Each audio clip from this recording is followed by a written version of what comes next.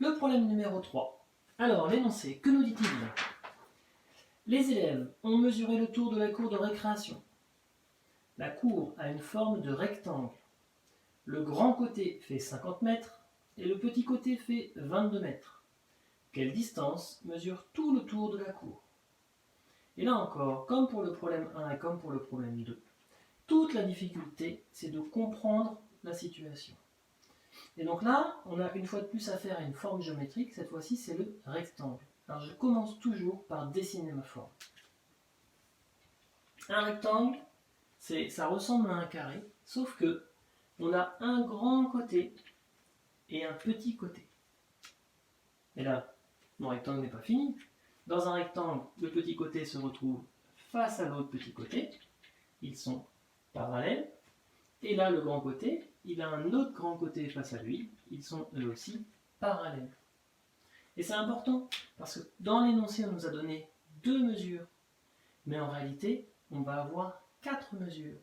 Simplement, quand on nous parle du grand côté qui fait 50 mètres, par exemple, c'est ce grand côté-là, mais c'est aussi le grand côté qui est ici.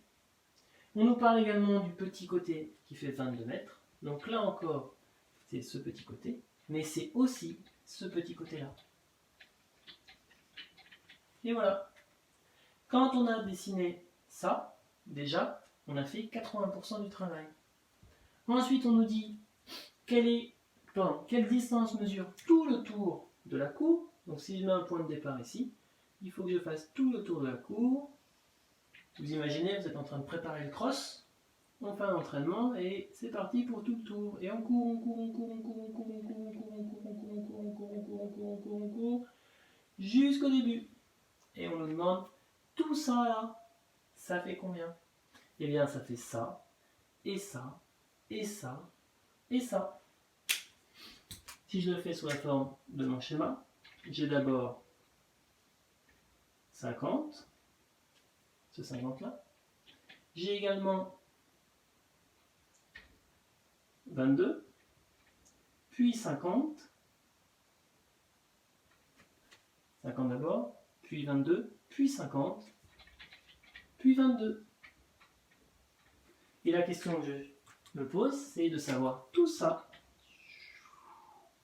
ça fait combien? Cette situation, je la connais. Je sais que je connais les parties et que je cherche le total. Je vais faire une addition.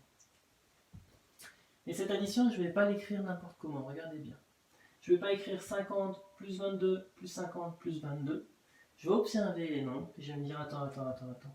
50 et 50, ça m'a l'air facile ça. Je vais les mettre côte à côte. Et après, je vais écrire mes deux 22. Pourquoi est-ce que j'ai fait ça? Regardez bien. 50 et 50, ça fait combien? Ça fait 100. Je n'ai pas besoin de me casser la tête. Ça, je le connais. Alors après, il me reste à calculer mon 22 et mon 22. Alors, 2 unités et 2 unités, ça fait 4 unités. 2 dizaines, 2 dizaines, ça fait 4 dizaines. Tout ça, ça fait 44. Je me retrouve avec 100 plus 44. Je peux le réécrire ici. 100 plus 44. C'est égal à combien? J'ai 4 unités, 4 dizaines, une centaine. Ça fait 144. Je n'oublie pas de faire ma phrase réponse. Le tour de la cour.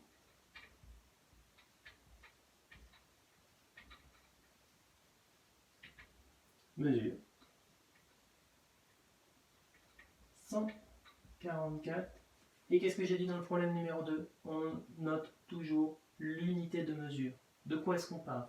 On parle de mètres. Et je le note.